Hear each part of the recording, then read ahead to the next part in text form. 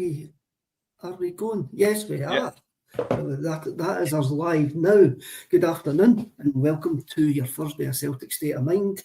I'm Kevin Graham, brought in a host like Shin Yamada. So far in from the cold, nobody knows who I am. And today I'm joined by Double Denim and JP. Lads, how's things going? Pretty good. I mean, it's international break, but actually as international breaks go, this one's not been too bad, is it? Actually, from a Scots perspective. So one of the ones I've actually quite enjoyed. But at the same time, an awful lot going on at our club. AGM tomorrow, which will be interesting. I mean, it could be interesting. There's a good chance it'll probably be a completely damp squib, but we're hoping for interesting. Then we've got a confirmation it's going to be Martin and Sean in the dugout for the weekend as well. JP, I know that you sometimes attend Hampden. Were you there the other night?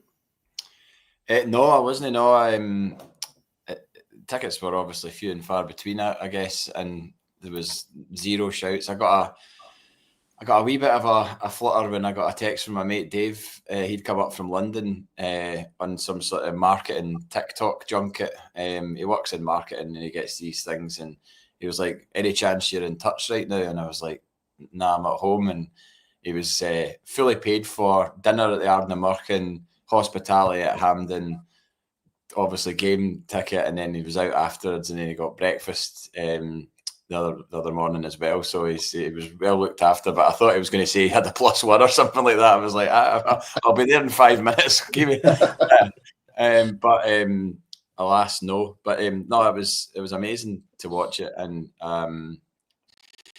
unfortunately, I'm of the vintage that I do remember France '98. It was at the end of my first year of uni, and I remember vividly watching the game, the Scotland-Brazil game, in a marquee on Craig Lockhart campus at Napier Uni.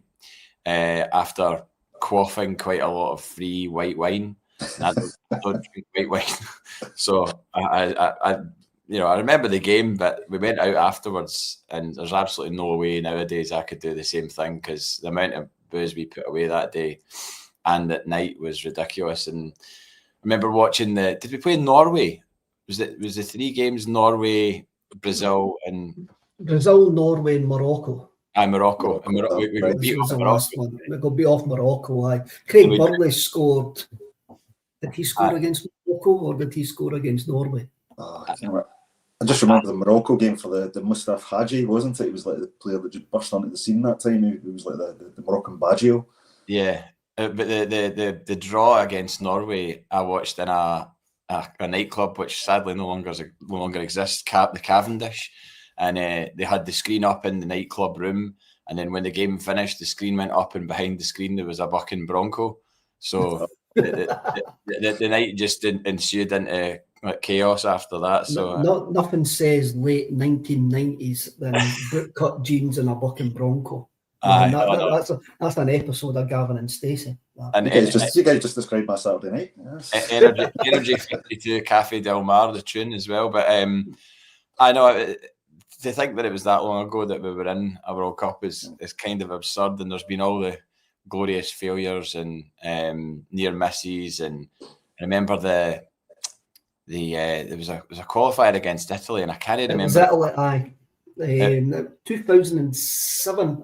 No, would it have been Alex McLeish was the manager anyway. And when I was driving to watch the game, I was going to watch it with my dad, and that was the game that jumped back into my head, because I think there was a dodgy refereeing decision against Alan Hutton. He deserves every dodgy refereeing decision right in the face. But no, when he's playing for Scotland, and he ended up getting beat 1-0. I think. I remember correctly, and I think that's the last one I can remember that's been a winner takes all scenario. Aye, but I mean, I'm not even saying this, but see, when Tierney came on the other night, I genuinely had a feeling that he was going to score. I don't know why. I just thought, if there's a guy that needs a boost and kind of a leg up in this moment in his career, it's him. And I'm so glad for him that he scored it. And obviously the shine was not that there was any shine to be taken off a 93rd minute goal against Denmark in a World Cup qualifier, but the Kenny McLean goal obviously, puts the icing on the cake and just eases the tension as well, because obviously they go 3-3, then it's qualifiers or playoffs rather. But when he came on, I just had this feeling he was going to score, and then when it left his boot, I was like, "That's in." I just knew it was in. It had that kind of inevitability about it, because the way that I've watched it many times, but the way that the defender goes to sort of half-heartedly clear it, and it just comes off his boot, and it doesn't get in and on it, and he just puts it perfectly, sits perfectly for Tierney to do that. And that defender, it taken them 2 minutes to make that substitution. Then he comes on, and his first touch of the ball is to put it straight to KT to put it in the back of the net. Was that the sub that was the sub? That was the sub that had just came on. Aye. Wow. Because he looked a bit like Victor Vidar Risef. I called him Victor Risef. Oh yeah, I remember. He looked a bit like Vidar Risef. Because he was stripped and ready to come on a bit earlier, and then they changed their mind and then brought him on a bit late. I know the guy you're talking about. Aye. But Karma.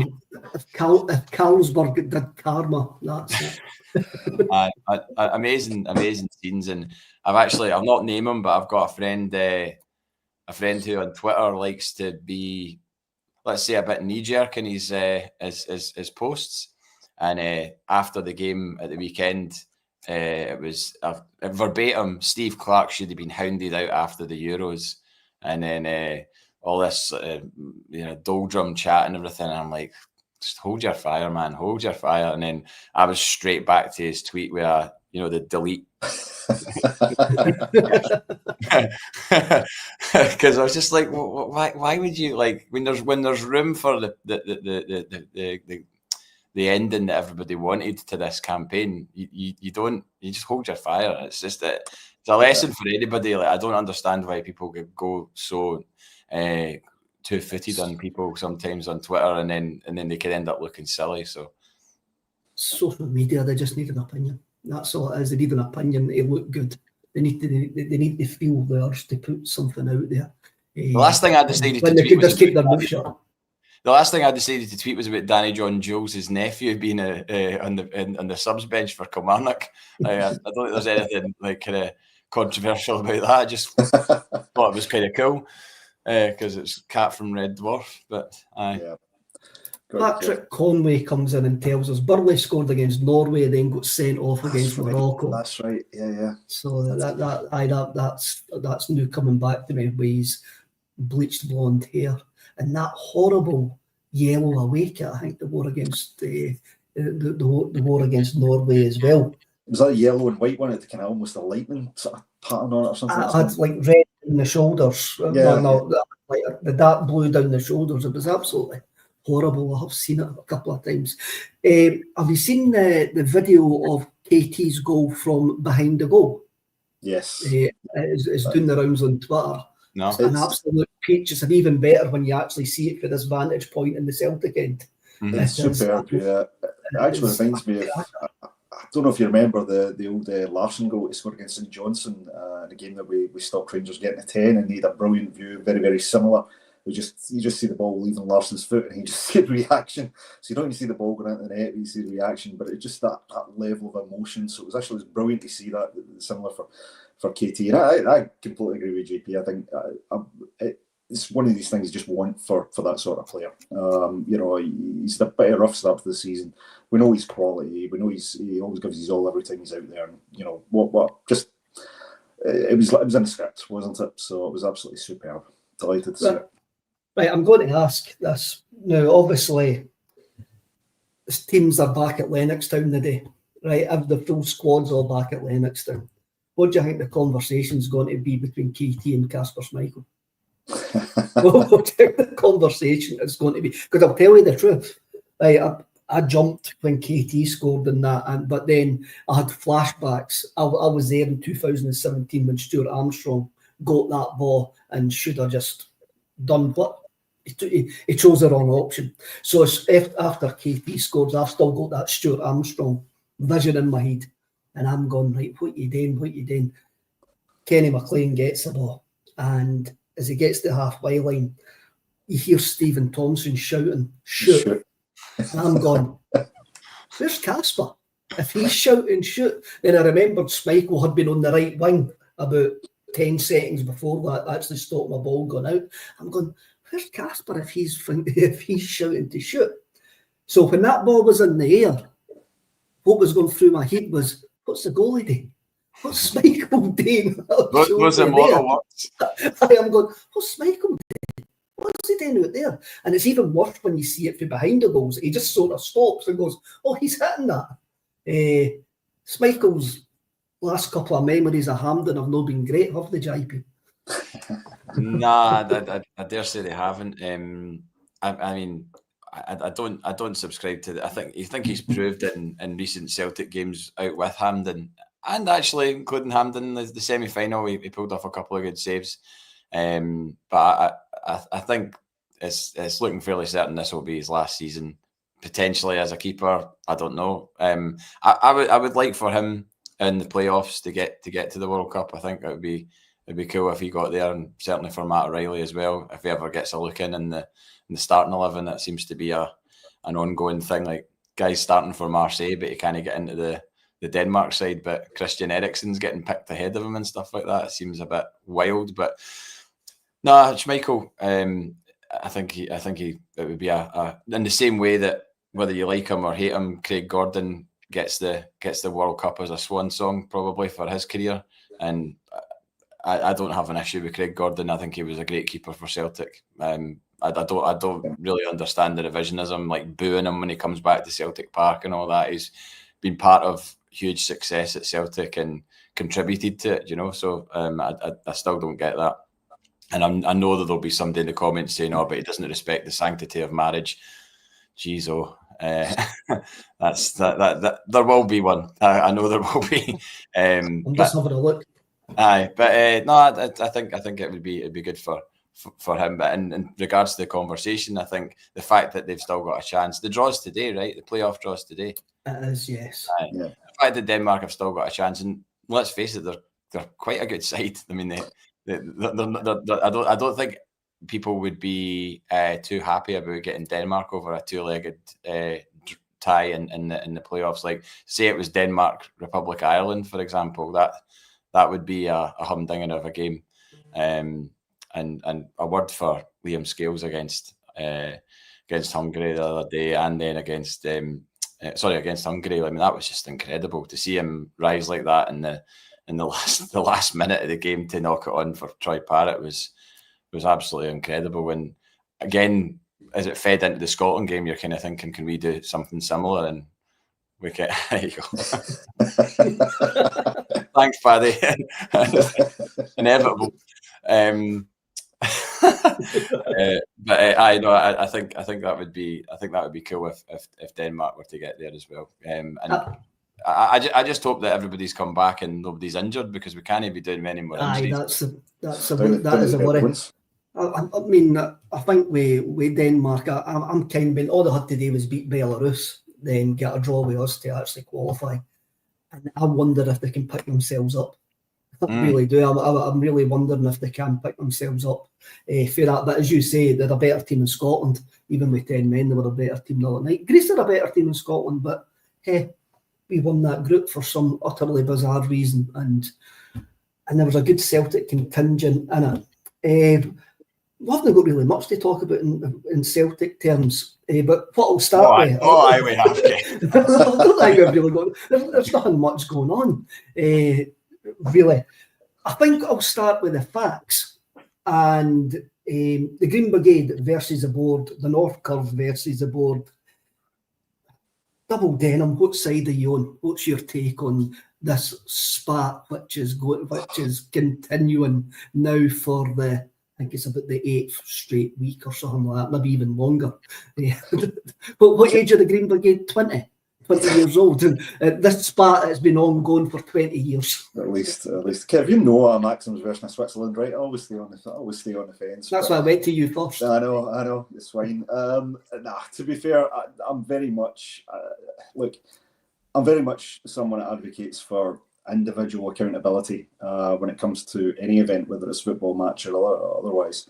I think the reaction and the response from the club to the Green Brigade, to the North Curve, etc., I think is overblown. I think it seems to be grounded with a bit of an agenda there, which I don't like.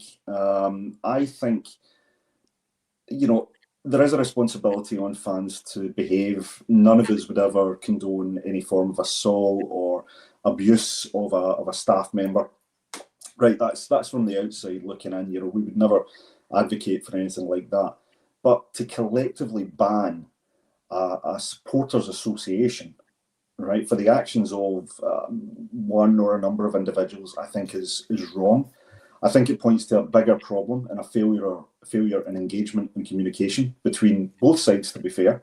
But for me, if you're the club, you're the professional organisation, you're the one that really should be trying to provide the best possible environment for your supporters. So be the bigger man, as it were, and initiate talks. But they've never done that, and this sort of action almost feels a wee bit personal. Like we've had enough of this crowd, and now we're going to use this opportunity to try and shout them down and possibly remove them. And I think that's wrong. And look, I've been to matches in recent times and over the years when I'm a season ticket, and I like what the Green Brigade bring to a match atmosphere. I don't place them any higher in terms of value as I do for any other supporter. I think any supporter who goes to the club, pays their money, pays their season ticket, buys the merchandise, all that. I think every fan is equally valuable. But I think there's an element that the Green Brigade bring. They do a lot of charity work. They do great atmosphere. I love the songs, the coordination, and everything they do. But look, the Green Brigade, like every other support and every other part of the stadium and every other football club, might have a few guys that act up or don't act in the way that they really should, and that kind of a reaction and such. So I just think individual accountability is really important here, and I think to collectively punish a group for the actions of individuals, I think is wrong. So I would say I fall on the side of the Green Brigade and the North Curve on this particular issue, but that's absolutely with the caveat that I would never condone abuse of a match official or a club staff member. Right, JP, before I actually go to your view on this, the Republic of Ireland have just been drawn against the Czech Republic, and if they get through, they play Denmark or North Macedonia. What? I didn't realise there was two. Yes. Games. 2 playoff rounds. Jeez. I didn't know that.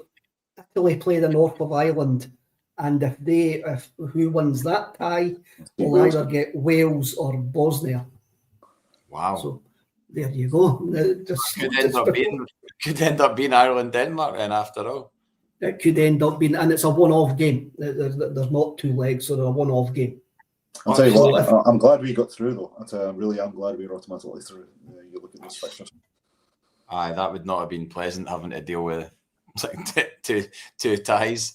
Jeez, oh. So it would just be like a neutral ground for a one-off game?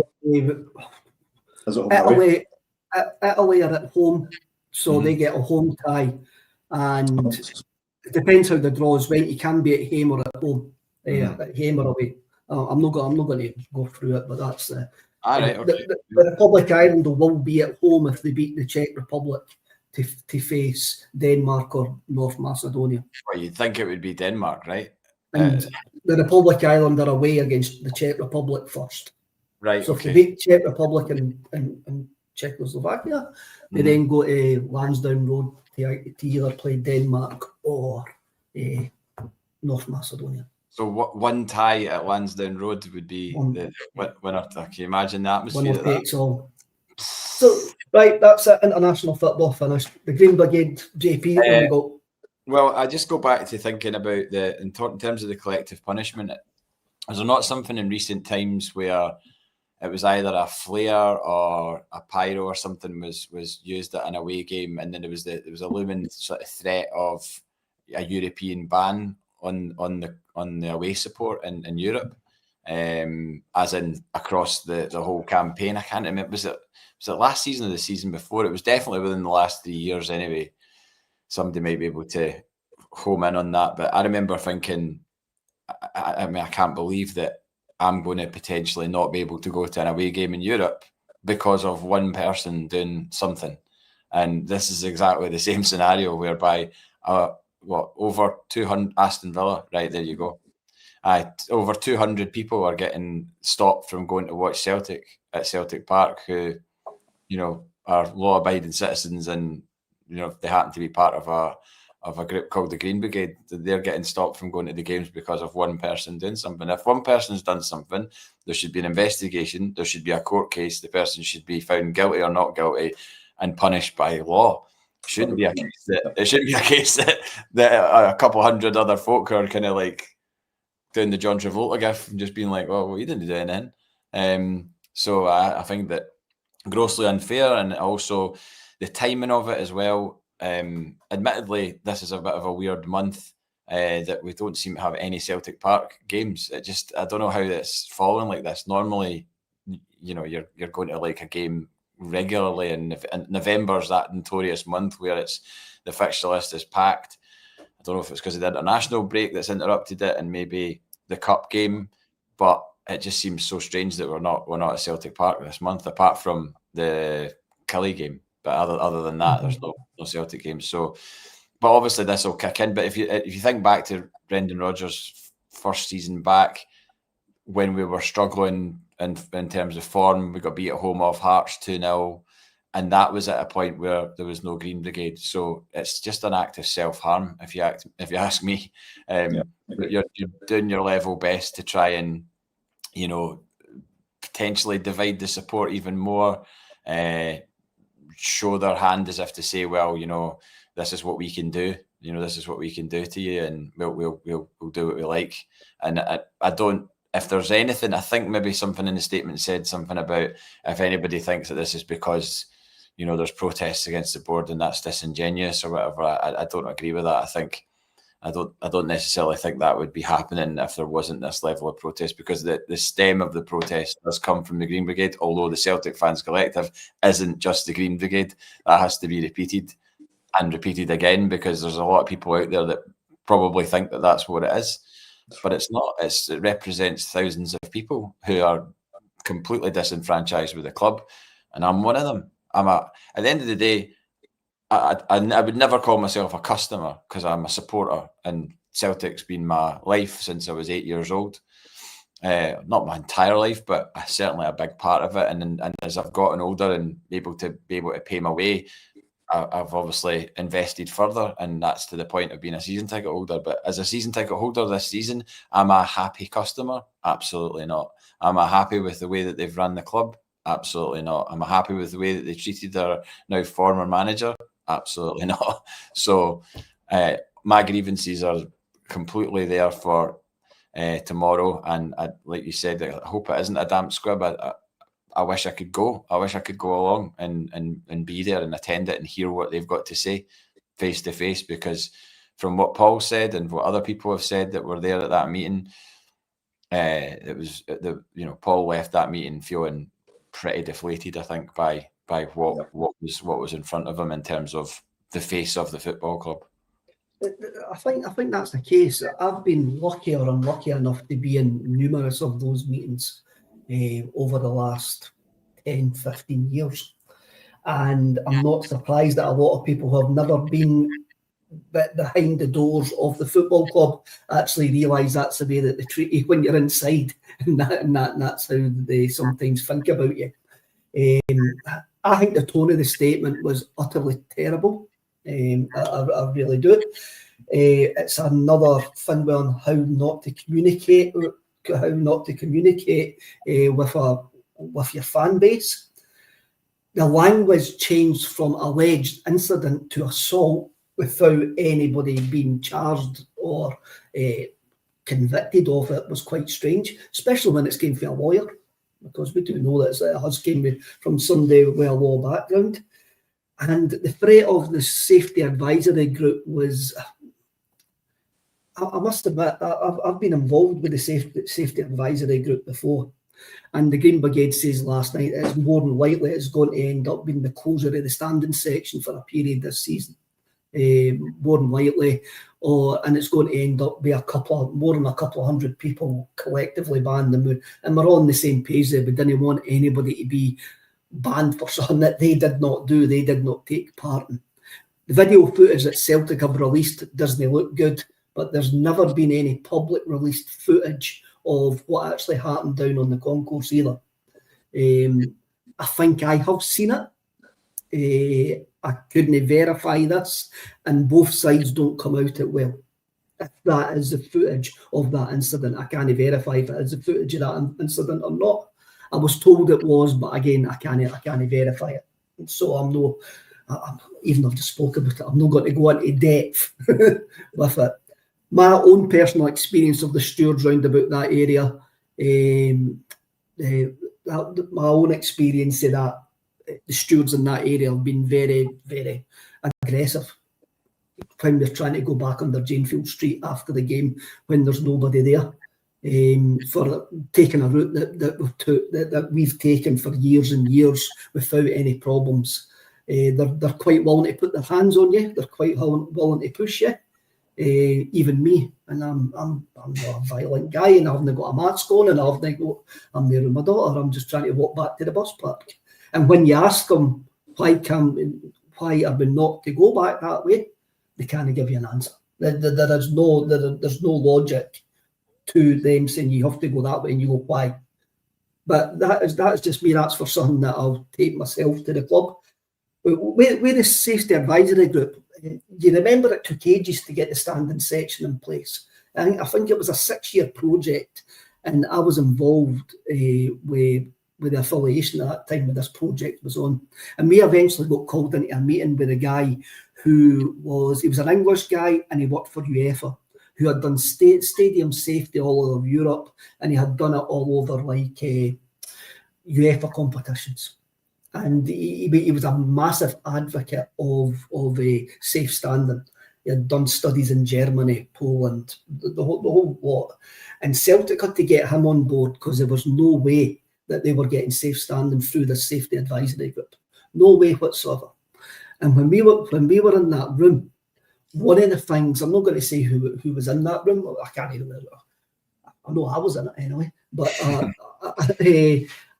not going to say the Celtic employees who were in that room that day. The club lawyer at the time might have been in that room that day. I'm not 100% sure. And basically we were told that they had to go and get this guy to get this through the safety advisory group, because some of the language which was being used by the people that were on the safety advisory group made it very clear that Celtic fans were not their favourite people. Oof. And so they had to go and get an independent guy from UEFA to say this is happening all over Europe, and your reasons for knocking this back are no logically.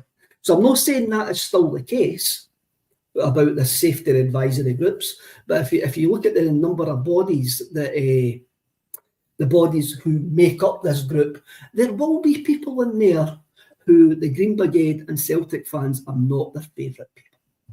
And I think the club have kind of hinted at that in the statement coming out.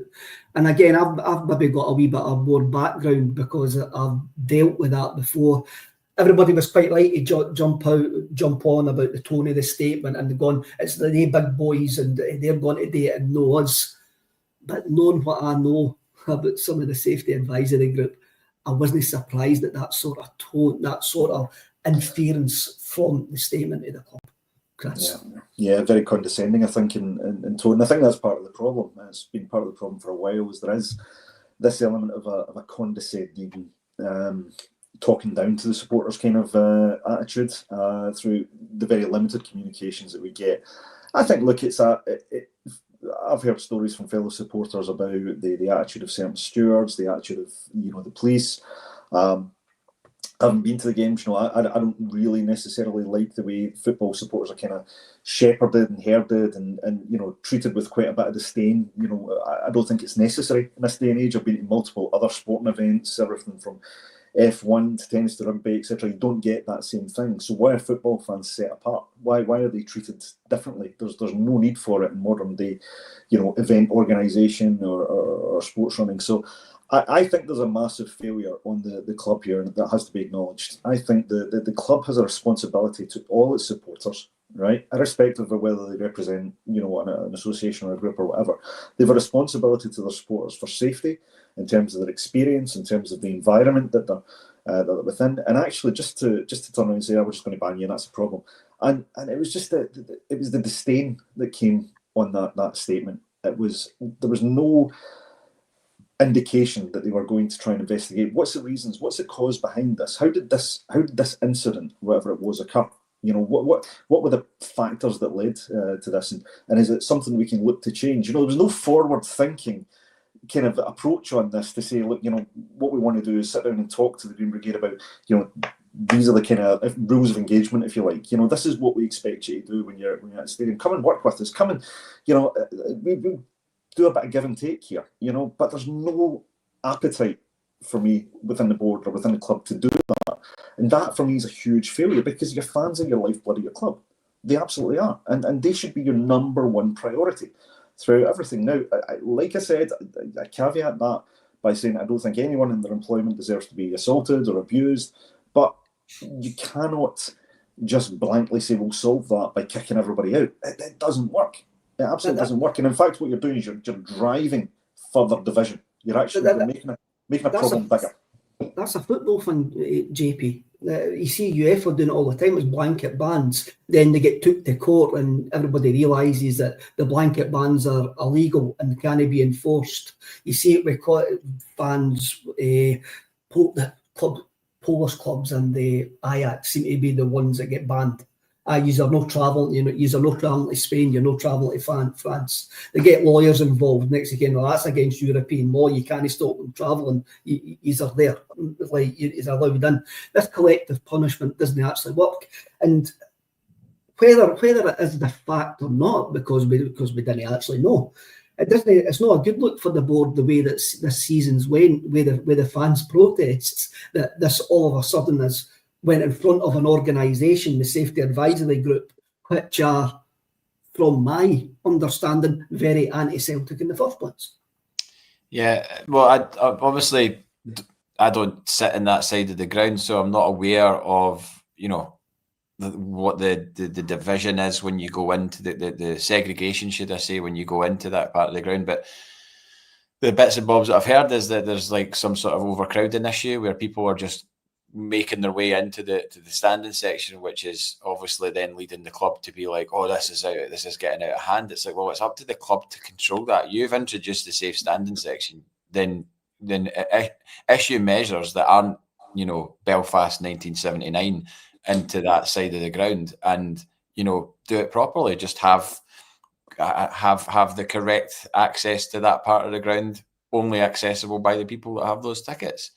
And implement measures that do not get in the way of thousands of others who are not in that area of the ground, who are actually affected by the measures that you're trying to implement.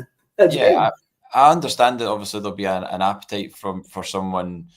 I mean, it's never been my intention to sort of walk along and try and get into the standing section, because I just don't. I wouldn't do that. But I know that maybe somebody 17, 18, 19 or whatever, full of the Vino Collapso, might want to get in there and sample the atmosphere. But it's simply that shouldn't be allowed. But in order to stop that happening, it shouldn't be like absolute kind of draconian measures to deal with that. I sympathise to a certain extent with that if that is happening, but there's got to be a way to deal with that isn't in any way confrontational or violent by the stewards. And like John Hughes said yesterday, there's been stewards that have actually come on here and commented on this show that have said that they think that the measures that are employed by our club or football clubs in general are a bit over the top, There's got to be a world-class solution, and because our club does everything world-class and our chief executive does everything world-class, then I'm sure they can come up with a world-class solution to all of this. Talking about world-class, Double Denim, do you think we'll have a world-class AGM tomorrow? Or are we just going to get the bowling club battening down the hatches and going, there's nothing to say here? Have you been to one, Kev? An AGM? Aye. No. I'm not a shareholder. When the shares went on sale in 95, I think it was, I was on a low-paid job and I had to make the decision, either buy a season ticket and keep on going to the games or buy shares. So I ended up just buying my season ticket and going to kept on going to the games. So no, I've never been to an AGM. No. No, do you know the one thing I'd say? Yeah, I mean, I'm not a shareholder either, so I've not been to one. I was 14 at that time, you know, so pocket money didn't stretch that far, in a very, very cheap paper room. But I'm the oldest in this room, eh? But you know, one thing I've liked in the lead up to the AGM has been the communications that have come out from the collective, in the sense that they've looked at each one of the board members and they've drilled down into, you know, their tenure there. They've done it very fact-based. It hasn't come across as particularly personal or individually insulting or anything like that. But what they've done is they've looked at the various members of the hierarchy, and they've pointed to things that they can clearly justify and back up in terms of their evidence, a bit like presenting evidence in a court case. You know, and I've looked at the performance of the CEO. They've, you know, mentioned that in conjunction with the recent meeting, and also, you know, a record in certain things like recruitment and European progression, etc. And I think it was quite a good approach and a good way to frame what should be discussed at the AGM, which is, you know, we have, in my view, when you look at a modern, well-structured professional organisation, you've got non-executive directors and you've got chairmen, you've got various people in roles far longer than is actually healthy for the benefit of that organisation. An organisation needs to progress, and it progresses by virtue of introducing diversity, introducing innovation, introducing new progressive ideas, you know, a bit of an injection of fresh blood, if you like. And for me, this is something that our club is badly lacking. We need new ideas and fresh impetus in positions of leadership at our football club. You know, not just you know, bringing in the right manager. We need a structure around the manager that will support them. Now, these are the kind of things that I would like to see discussed at the AGM and addressed with a bit of honesty and transparency. My feeling is, though, that will not happen. I think they will hide behind strong financial performance. They will again go back to saying, look, the staff wages, the club wages, which you know, have been published, albeit not separating playing staff from non-playing staff, you know, have increased, and they might use that as a shield against, you know, the lack of investment that we've seen. You know, they may even do more and throw Brendan Rodgers further under the bus than they've already done. So I've got that level of cynicism because of the way they've conducted themselves up to now. So yes, I would love to see an AGM where we get some forthright points put to them and answers. I think we'll get more of the same. JP, Chris made a very, very good point there about how the collective are built up to this AGM with the sort of posters that have been appearing on social media. One of the things when the collective first started, one of the things that kind of took me back a wee bit, and it made me reconsider some of the tone of the language that I had actually used. I didn't like the tone of the language they were actually using towards human beings in the job. Right? I agree. Yeah. It kind of made me sit back and think of all the things that I've said on 8 years on here, and go, if that's the way that I've sounded for those 8 years, I didn't like that tone, and I kind of wound it back in. But I think the tone of the posters have been really, really good. As Chris says, they've been really good. They've been really spot on. They haven't been personal. They went, look, here's a list of things that you've done, and the one where the CEO was quite pertinent as well. It says you think that being in a group stage 19 times out of 20 is success. He didn't mention no one in a European knockout game for the last 20 years. So I think the collective have done this really, really well, ramping it up and getting their point across. Where I think they lost that right at the start, but they've regained a lot of the momentum for me. What was your thoughts about tomorrow? What would you like to see? I mean, you would like to see wholesale changes, but we all know that's not going to happen. But what would you want to see tomorrow? What would you want to see in the room? Like, what would you want to see brought up in the room? Not just the usual, there's no hot water in the North Stand and the pies are cold and you're not going to get Greggs and the wee guy with the poly bag moaning about he can't get a Paradise Windfall ticket. The thing that came out about the hot water thing, about how Fergus was walking around with the guy, and the guy was like, "Oh, you didn't need hot water. Like, football fans don't wash their hands." And he was like, aye, okay, cool, we'll just save money on that then, we'll just not have hot water. I mean, obviously, I can't validate that with any certain fact, but I don't understand why somebody would. I can't remember where I heard that. I can say via my daughter that there's no hot water in the ladies' toilets in 412 where we sit, and she moans about it every single week. But I'm not going to go to an AGM and go. The way, I'm going to bring this up. By the way, there's definitely bigger fish to fry, but I think short of, I mean, with regards to the posters, the individual posters on individuals, I would really, really love to know if those individuals have read those. I can't understand in this modern world how that wouldn't have come across someone's desk at this point in 2025, where somebody's mate of a mate has sent it to him and then it's ended up being sent to Michael Nicholson or whatever. There's no way he hasn't seen that.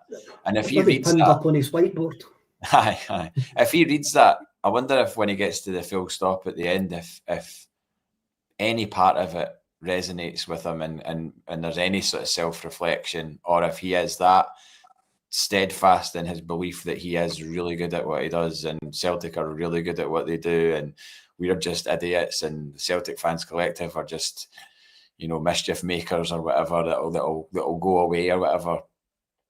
It's only if significant change, if significant change isn't announced tomorrow, or some sort of vision isn't put to Celtic fans as to this is what we're planning, this is we're restructuring, it's not because of you, this was always in our plans. I don't care if they don't give credit for us training the guns on them or anything like that. I don't care about that at all. If they want to say, oh, we've always planned to do this, blah, blah, blah, then fine, knock yourselves out, but do something. Don't just let this carry on and on. I don't want to get to 65 and be like, oh, remember that time we won a knockout tie in 2004? I like, it's like you've said before, I want to see us win a knockout tie before I snuff it. You've said that about 5 or 6 times in the last few years, you know what I mean? So like build as a football club that can be successful on that front and that can do that, and don't dine out on the domestic success, because the domestic success is fragile, as we can see right now when we're second in the table. So I would be interested to know what their thoughts are, reading what has been succinctly put and well put, not like you said abusive or anything like that. It's kind of level-headed. It's kind of like, well, obviously you've been there for how long? How do you expect that to still be in position when it's clearly beyond the I mean, I don't understand a lot about corporate governance or anything like that, but if someone's putting in black and white that this is not good for the running of this club compared to other clubs, you don't have other clubs where people have just been sitting at a table for 20 years and not being refreshed. You refresh a manager quick enough, then refresh the board as well. Yeah, but there's variations. It's against was it the vagrancies of football? Is that what it says? This the like continuity, so they can handle any situation. Apart from COVID, we've been pretty successful in the last 20 years. So what sort of like bad situations have these guys and girls that are sitting here for 20 years have actually faced? They haven't faced a club like that's not been successful. So I find that quite there's somebody came in, I'm going to bring this as John Stewart. The Fans Collective haven't been personal, are you having a laugh? The attacks on the board members have been highly personal, quite incredible statement for you guys. I think what we actually says was at the start they were a bit more personal in what they've become. And I like the tone that has went. I didn't like the tone at the start.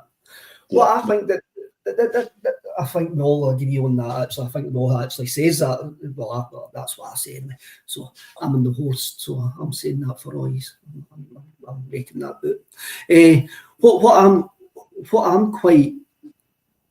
I don't think anything will happen. I think the meeting with the collective showed that they still believe that they're the most intelligent people in the room, and that'll start again. That'll what tomorrow will be like. we're in charge here, we know better, and you know nothing about running a football club. And I think that's the tone that will come out, even though I do believe that some changes will happen over the next couple of months, which maybe point to a different point of view. But tomorrow will be there. There's absolutely no way that they're going to yield tomorrow and suddenly there's going to be changes, because that then does look like it's been forced by the Celtic Fans Collective, which would be a loss in their eyes, whereas the only person that should be winning this is Celtic Football Club, not us, not them. It's about the club winning on and off the park. I don't really care about them as people. Like I care about what happens to the club and how our club moves into the next 5, 10, 15, 20 years, and not just continues the same treading of water that we've done in a European sense for so long. You know, I mean, getting our backside handed to us off a club that's got a ground that's 12,500 capacity, and you know, same size as Midtjylland, same size as Falkirk. Like, what on earth? How that can be happening in modern day football is absurd. And then you come to the manager situation, which is anybody's guess at the moment. I could sit here and talk about Wilfred Nonce for half an hour. It might be absolutely pointless because he might not be the manager. So I'm more concerned about thinking about the guy over my shoulder, because he's going to have control along with Sean Maloney and Mark Fotheringham and Steve McManus for the game Saturday night, which is huge. Like St Mirren away, tough game. Yeah. We drop points there and have dropped points there with far better sides than we'll have on Saturday. And they arguably, having watched the VAR review show, should have got 3 points against Hearts, because they should have gone 3-1 up. I mean, Willie Collins basically went, we're being too forensic there with that. That's not a foul. Like the way that Mark O'Hara steps in front, or allegedly steps in front of Franklin. Like, what? That's extremely unlike Willie Collins to say that's no a foul. He's used to seeing fouls that didn't exist. He made a career of seeing fouls that didn't exist. But now he needs to watch it back on video on a TV show with Gordon Duncan, so he can't really get out of that one. But I was curious to see why the Maeda, the Raskin off own goal wasn't forensically reviewed by VAR. That was a mysterious omission from their incidents that they reviewed. And I don't understand why, because it warranted investigation as far as I'm concerned, because I still don't understand why it wasn't given. But all the focus has went on to another incident from that game. So, I mean, we can speak about that all day. I was going to speak about Wilfred Nancy, but there's nothing to speak about because nobody's actually confirmed anything. Does he actually exist? Is he talking to anybody? Are we actually talking to him? Are we actually looking for another manager? Because, again, it just shows. I mean, I was quite positive on Monday, and I was giving them the benefit of the doubt that this could be quite a progressive appointment, even though I find it a wee bit underwhelming. I understand that it's like a bit interesting. It's a bit left field. It doesn't actually seem to be a Dermot Desmond production. But then 4 days later, well, by the time you got to Monday night and they announced, by the way, Martin and Sean are staying, you're going, what's that? That was telling. But what's actually going on? And I've got in my own wee head, after the statement, after Rodgers was terminadoed, because I'm sure he wasn't actually, or he was resigned. He went into that meeting not expecting to resign, and he came out at 2 hours later, resigned. I just get a feeling that Dermot Desmond maybe goes to the golf club on a Monday, gets full of wine, and just pops out statements on a Monday. It's like one of these guys that drunk orders on Amazon and wakes up the following day and wonders what's getting delivered. Because that's 2 statements I've had on a Monday where it just went, oh, by the way, everything you thought was going to happen is not going to happen, because that's just me. Maybe that's just a cliche of what I expect Dermot Desmond to be like. Chris, we may as well have a look at the football now. What I expect to happen at the AGM tomorrow is nothing.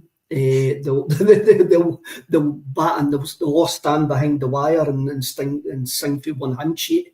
It doesn't matter what's going on in the background. They're not going to back down in public. I think their hope is that the collective ends up eating itself through this Green Brigade incident. We don't know what happens. I always thought that was their idea, because there's guys in that and within that collective that will be running back to the Celtic board at every single opportunity to actually tell them what's actually happening. There's also there's too many to take Quinnies. There's too many chefs in that collective who want to be the power brokers, and that will only go down well. And I think the Celtic board hope it's a Lord of the Flies situation, and they'll end up being a split. So that's why the more you'll get now. Yeah, I agree. I think that's always the fear, right? And I'm very much behind the principle of the collective, but the big issue you've got with a collective, as Quinny is pointing to, you've too many cooks, right? And it means that you really struggle to have a singular, cohesive vision and strategy for how you're going to approach things, and then if you get too many people with a voice to an extent, you can end up with individual agendas that therefore start to dilute what you're actually trying to achieve. It just shouldn't happen, though. Like I said, it's about the club. It's not about I would be looking at the collective as being like, well, there's 10, 15 people in that room. Yeah. All of them want the same for Celtic. So park whatever agendas you have. Well, that's the problem. You need to get rid of the ego, JP.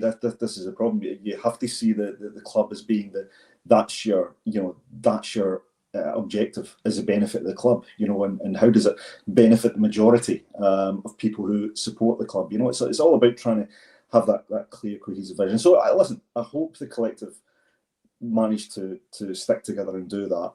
My fear is that the longer that the club dig their heels in, the greater the chance that the collective loses the momentum and possibly, they lose that cohesiveness, and that could be a real problem. So yeah, I agree with Kev's point. There's maybe that this is a point where you need solidarity as much as possible.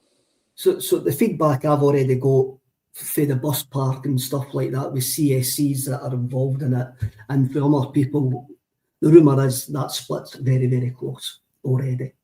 So that's and again that's just playing into Celtic's hands, really, which is a shame, as a real shame. But again, having been involved in the fan activism, I'm not actually that surprised when I saw who was on the room together. So that just makes me really sad, because it's an opportunity to combine people's expertise, their passions, their communication. Like, it's an opportunity to put all that. And when I heard that was happening, I was like, right, great. And you saw the coordinated things getting fired out on Twitter all at the same time and everything else. It was like, right, okay, well, it's an absolute united front against this regime that are failing us as a support. I genuinely don't know how anybody could argue against that. With what I would say about the appointment of a manager is, I watched an interview with Paul Tisdale on YouTube. Yeah, he speaks. He speaks pretty well as well. And if you want to watch it, I'll thing the link underneath the Twitter post on this today, because he's just talking to a guy in a podcast called Business of Sport, and he talks about his career. I think it might be within certainly the last 2 years that this interview has been done, and talks about his experience at Exeter. He was the longest running manager in English football at one point, because he'd been there for 12 years. Missed out on promotion by a point, and then the next day had to sell like 4 of his best players and everything else. So he's kind of been a bit of a nearly man in that sense as a manager, but his knowledge of football and football recruitment and everything else, there's a lot of things that he says in that interview that you're like, well, that's very applicable to us right now. So, I mean, obviously he'll be a hero or a villain at some point in time in the next year or two. But I have to say, having watched that interview with him, found out a lot more about him. Not entirely sure why he's not given a similar interview to Celtic or something like that, to sort of put his knowledge out there to the fans so that people know what his background is and everything else. And it's obviously high profile involved with Ollie Watkins was the big player at Exeter, who then got his move to Brentford and then subsequently Aston Villa. So he's got a fairly amazing knowledge of football. He's been a football nut since he was retired. Scored one Premier League goal, which he boasted about, obviously ironically. But I just watched it the other day because it popped up on my recommended thing, and I was like, oh, this will be interesting because we haven't had the opportunity. Whether that's Celtic's decision, whether it's his decision to keep himself out of the limelight, but I've heard a lot of people sort of say, why should he be given the responsibility to choose a new manager? You know, what's he done? Well, watch that interview and then maybe reassess what you think about him. That's what, as I said, Chris, surely the head of the football operation should actually be appointing the manager or involved in appointing the manager rather than board members. When they're only there to actually sign off of it. I agree with that. Truthfully, I'll go into some of the comments and we'll go back to Saturday night, 8 o'clock on a Saturday night in Paisley. Where else would you want to be at 8 o'clock on a Saturday night than Drumchapel for me? Drumchapel for you. I've got a friends engagement party, and they're both Celtic fans, and a lot of the people that will be at the engagement party are Celtic fans as well. So they have actually managed to get a drop-down projector screen that will be on one side. So it'll be a bit of a surreal kind of mix of atmosphere. It is. It'll be good. Lucy 67 comes in. Who appointed Nancy? Nobody. Yeah. I mean, this is the news, right, Kev? That nobody's actually. I think the report came out at 2 a.m. this morning. But there's one of the senior directors or the chief executives at Columbus Crew says, "Look, no problem if they want to come and talk to the manager, but they need our permission, and nobody's asked us yet." So, confirm what we all thought, that Nancy may very well be the target manager, but doesn't look as though we've made a move for him yet. There's no other names being bandied about whatsoever. It's just really quite strange that nobody seems to know what's actually happening. Kevin Hampsey, I think I've actually says that wrong. Hampsey, what's happening with final tickets? I think we're waiting to somebody's granny's uncle in Paisley's actually bought one. No, it's 24th. It's 24th of November. They'll be available to us. Right. So I think I saw. It's my birthday, so. Oh, happy birthday in 4 days' time. I think there was a tweet by St Mirren that they've now sold 10,000. And so I don't know how many more they will sell. So hopefully we'll see at least 40,000 Celtic fans at the final at Hampden. Mo comes back in, a progressive appointment. What does that mean? I didn't ken Mo. I just read it in The Athletic and it sounded quite good. So I thought I would actually rip it off. And Phil Graham, their relation, I don't think. The wee born virtue signaller, top left, sickens my mince. That reminds me, I've got mince in the slow cooker. That could be me or you, depending on how I've got the screen oriented. I've got mince in the I'd say a progressive appointment isn't Jim Jeffries or a Neil Warnock or something like that. I think that's kind of what you were probably thinking. I know, I was just being a bit fishy. But I'm looking forward to eating my mince for my dinner later on. Basically, Saturday night, we've got 26 games in 119 days, starting on Saturday night. 4 months where we're virtually playing a game every four and a half days. And if we get through in the Scottish Cup and get through in Europe, that's likely to go up to 30 games in 119 days, which we'll hope we will. We all hope that we will. Chris, it's going to be tough, with the state of the squad and a big January coming up, the fact that we haven't got a manager, the fact that we've got temporary guys in charge. The club is just a bucket fire at this precise moment. Well, it's going to certainly take it out the legs, and I think it'll be, with the games coming thick and fast. Martin O'Neill was finding it a wee bit strange being back in the dugout. He might find this to be quite a tough one. And I'm like probably most other Celtic fans. I really want nothing but the best for Martin O'Neill. Don't want his legacy damaged by virtue of taking on the role or being in the dugout along with Sean Maloney for the foreseeable. And listen, I think he's done great.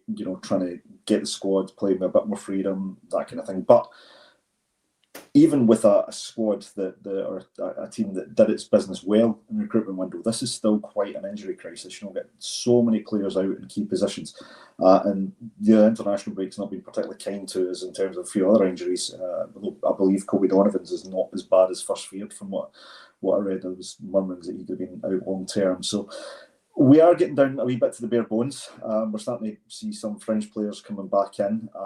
It could be opportunities for certain players. Shin Yamada has been spoken about. Inamura was getting a lot of plaudits for his early season outings. So, we could see players like that coming back in. Great to see Kieran Tierney, doing so well for Scotland. Might be something that will galvanise him going forward, because I think Sarachi is out. But, it's going to be a tough run-in. And I think, as JP said earlier, you go to St Mirren, really well-run, well-structured, well-coached club. I've got a lot of time for Robinson. I think he's a very, very underrated manager. And always gives us a Is he a progressive appointment? But he's probably not far off it, to be fair, I think, because he definitely came out of left field a little bit. And I think purely on the basis of the success he's had with, on a far smaller scale, I certainly wouldn't denigrate his accomplishments or say he's in no way, shape or form capable, but profile-wise, probably not. He'll get a bigger job. He'll get a bigger job in St Mirren at some point. I think so. Whether it's our league or another.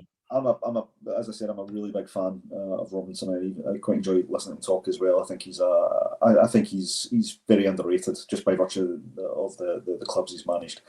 But going back to us, look, we need to sort out certainly in the short to mid-term what the plan is for the management team. If it's going to be Martin O'Neill and Sean Maloney or some, along with Fotheringham, etc., then that's fine.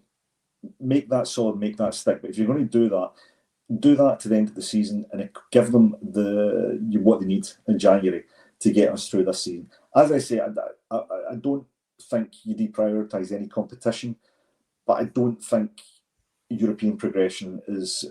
I think that's going to be a very difficult challenge for us this year with the squad we've got and the quality we've got and the team. But what we can do, I think, and where I think Martin O'Neill and Sean Maloney could come in and make a real difference is I think we can catch Hearts. I think Hearts are getting to the point now where they might start to feel the pressure. They might start to feel the stress of being at the top. And listen, credit to them for what they've done. And I won't disrespect them by saying they're not capable of doing it. But I think this will become the crunch period for them. What we've got to do is start putting the pressure on them. And we've got to really focus, knuckle down on our domestic form, get a team, get a system that gets the best out of the players, and get us, into what's going to be a very, very important January for us, and then focus towards that second half of the season. What happens after that, I think, is a slightly different question. But if it's Sean Maloney, Martin O'Neill, whatever, to the end of the season, I'm fine with that as long as they get the backing. If the intention is not to go with Martin O'Neill and Sean Maloney in the short to mid-term, get someone in and give them the January to do some surgery, even if it's just minor surgery on this team, to again get us through to the summer. Hopefully win the title, win domestic trophies, and equip us for another stint in Europe next year. Well, what do you think of that, JP? I think if Celtic are going to be serious in the transfer window and seriously try to turn this season round, again, we're points behind, we've still got a cup final to look forward to and stuff like that. But Chris says we're down to the bare bones. I'm going to go full Jim Royal and we're on the bones of our arse, I reckon, with the squad at this precise moment in time with injuries and the weaknesses there. Would you be happy for us to stick with Martin O'Neill to the end of the season? I mean, any new manager that comes in is coming into a mess, an absolute mess. And that's how I think it has to get sorted quicker, sooner rather than later. But would you be happy with Martin staying on longer? Yeah, I would, provided that he was okay with that. I'm obviously, you know, some of the interviews he's given, you can see the stress and the level of activity that he's had to do for the last sort of month, really. You know, catching up on him, and when he said before the international break that he wanted to go and sit in a darkened room, no doubt that he actually probably did do that and just sort of go, you know, put some classical music on, pour himself, or maybe Mogwai, actually. He's a Mogwai Probably fan. Mogwai, or a kneecap. Stick Mogwai on and have a glass of wine and listen to Scotland's Shame by Mogwai. Wonder who that was about. But I think he definitely needs a kind of, I think the international break came at a good time for him just to sort of gather his thoughts and recalibrate, re-energize to go again. Because I have to be honest, I didn't think there would be a new manager in place for this game. All signs point to December because of the things that you've heard being said by, I think Gordon Strachan said in a thing where, was it Graham Spears or something like that? I mean, he's going to know his son's right in the mix of it all. So I've got a feeling that it might be. I'm basing this on nothing, but it might be to the cup final potentially that we have Martin O'Neill and Sean Maloney in charge. But whatever it is, whatever the manager is that they decide to have in, it has to 100% be a guy that they are going to hang their hat on. And I know that we can't have any trust in that being the case, but it has to be a guy that Paul Tisdale is going to hang his hat on, because ultimately it's going to be his name that's put next to the appointment. And I would hope that is the case, because I don't really want it to just be like a kind of guy that they decide. You know, I'd rather it was like based on some sort of scouting and some sort of, right, well, this guy's going to be the next guy, you know, that's going to maybe get a move to the English Premier. If he comes to us, does really well in 2 years, and then moves to Spurs or whoever, I'll be fine with that, as long as it's not mid-season. This is the first time in, I think, our lifetimes that we've ever appointed a manager at this point in time. Am I right in saying that? Can you remember this happening before? Because it's always been. It's always been at the end. They've always stuck. I can kind of remember. They always stick an interim in charge. Then they do it in the close season. I can't remember a full-time manager coming in. I think last one, John Barnes. By the way, Kev, that was the first time you've ever called me JP. It's always JP. I'm getting mixed. Went off base there.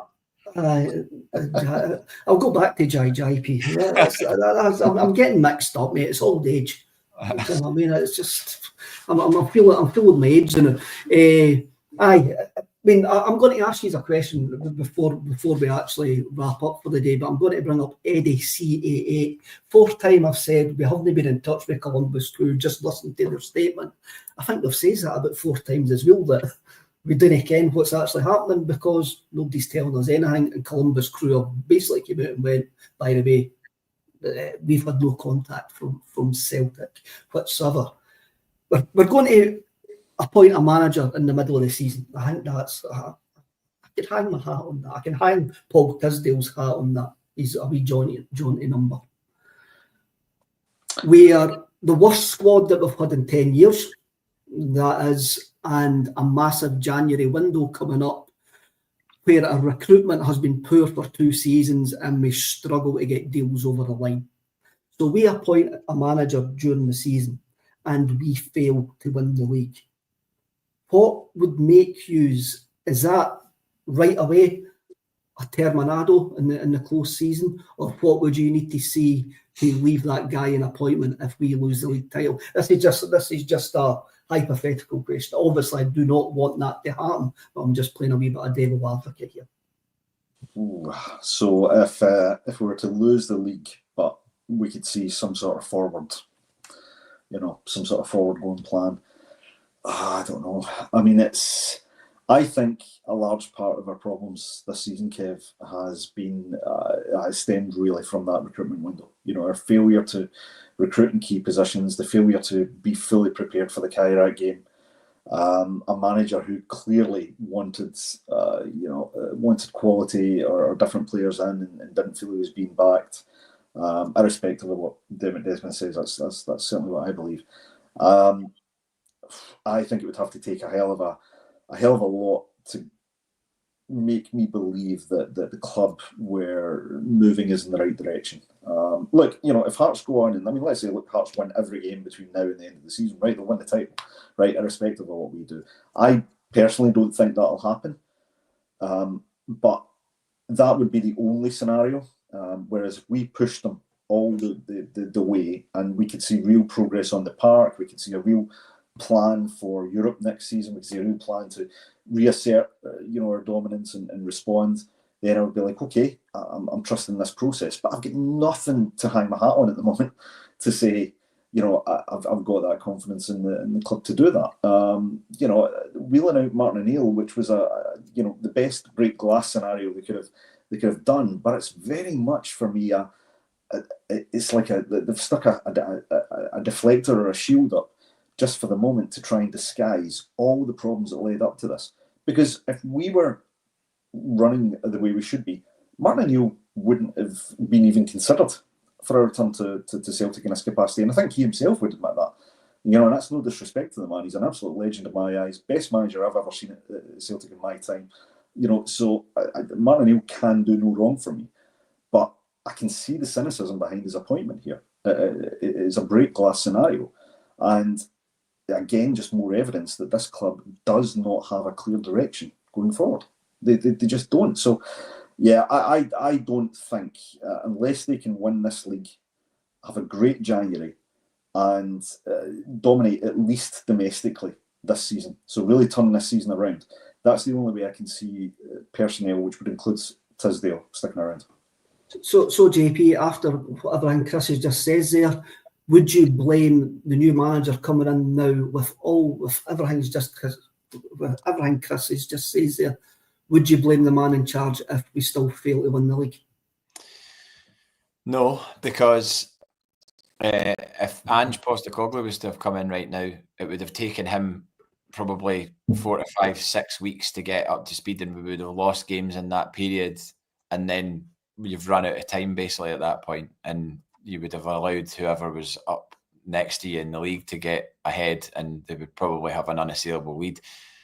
As somebody pointed out, I think it was Juco James on the Huddle Breakdown pointed out that you've got to remember that game against Rangers in Angie's first season got postponed because of COVID, and that was very fortunate for us because of the way our squad, the state of our squad was right now at that time. And then when it came around, we were tooled up and ready to go, and boy, did we do that in that nighttime game. One of the best things I've ever experienced. One of the best games I've ever been at. I think everybody that was there will remember that for the rest of their lives. There's a lassie I worked with at Tesco during lockdown who was, what age would she have been? Probably about 21. And I don't think she'd ever experienced it. A mad Celtic fan, Celtic coach as well, a women's coach. And I don't think she'd ever experienced anything like that in her life. I mean, I'd had close things to that, maybe Champions League games in the noughties under Martin O'Neill. They maybe got close to that, but that night was something else. So I certainly, like Chris said, I would, if I saw signs of progression, i.e. like we saw with Ange Postecoglou and what he was trying to do, but then he'd come in at the start of the season and had a pre-season and had got signings in, whereas this is all very lastminute.com, and it's probably too last minute. With regards to keeping the pressure on Hearts, we've got them in 2 weeks' time at Celtic Park. We have to win that game. If they take anything from Celtic Park that day, then this title becomes a lot more difficult. But this weekend, Saturday night, we've got the opportunity to get 3 points at St Mirren, and they're not playing till Sunday. So then that does actually put pressure on them because we cut the gap further. And they're away to Aberdeen. So at Aberdeen, who knows what you're going to get from Aberdeen? They're an absolute box of tricks. They've got players that can clearly do damage, and I will see what happens at the weekend. Aye, one game at a time, and we'll see what happens. That was another good thing about KT. That's another cliche, I know, but cliches are true. That's another thing that was great about KT scoring another night. It meant Lauren Shanklin has kind of been forgotten about and everything that's been going on. It's nearly an hour and 15 minutes. Time for some music chat. Bolshe Boy, Oasis, Adam Lee, Adam and Nance, Andy Lee, Adam and Nance. Paul John Dyke's first 7-inch single. Nobody talks about the double drummers in Adam and Nance enough. That's superb, the double drumming in Adam and Nance. And the boy dog Hector stand and deliver. There you go. Oh, wait a minute. We thought music. You got it? No. The Proclaimers letters from America. First 7-inch single I ever bought. And there you go. It was played at the end of the game at Hampden the other night, but very appropriately by whoever the DJ was. Produced by Jerry Rafferty, none other than Jerry Rafferty of Paisley fame. What was I going to say? Good luck to Paul tonight at the Football Content Awards. That's very nice. Down at Ellen Road. So, I think it's later for America. Bill Drummond has got the publishing rights to that. Is that right? I think so. Right. Wow. The KLF. Wow. Last quote. Cell 6788 podcasters need to stop calling other podcasters. It's cheating. Come on. Aye, well, I stole that Lauren Shatling line for John Hughes for yesterday anyway. One last thing before we leave. Jim McCabe watches the podcast every single day. He's 72 years old. So I have to wish Jim McCabe a happy birthday to Jim the Tim. So happy birthday, many happy returns, Jim, and thank you for tuning in. Lads, I think it's been great. I don't really care what anybody else says. I've enjoyed the hour and 15 minutes. So remember, everybody, don't be bams to each other, and see you all later. Hail, hail. Cheers,